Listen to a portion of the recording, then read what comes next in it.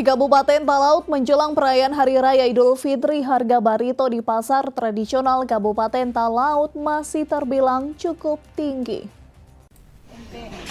2 hari menjelang perayaan Idul Fitri 1445 Hijriah secara khusus di wilayah perbatasan, harga bumbu dapur masih terbilang cukup mahal.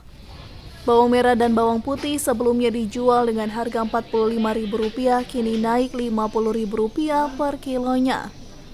Demikian halnya juga dengan harga tomat, sementara untuk cabai awalnya dijual dengan harga Rp65.000 kini naik menjadi Rp80.000 per kilonya. Posisi bawang merah sekarang agak naik. Biasa penjualan kemarin itu 45, sekarang 50. Penjualan tomat juga naik. Terus bawang putih harga biasa.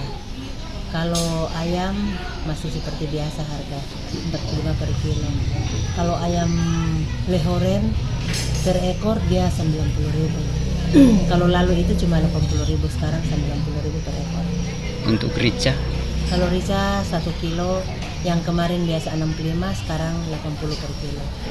Tanya itu saja berdasarkan pantauan Kawanwa TV di pasar tradisional Lirung, kenaikan harga juga terjadi pada daging ayam di mana kini per kilonya Rp45.000, sementara untuk harga ayam petelur awalnya per ekornya dijual Rp80.000 kini naik menjadi Rp90.000 per ekornya.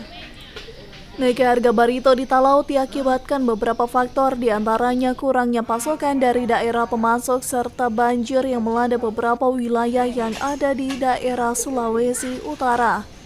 Diperkirakan kenaikan harga ini berlangsung hingga 2-3 pekan ke depan. Alfred Tumanung melaporkan untuk Kawanwa TV.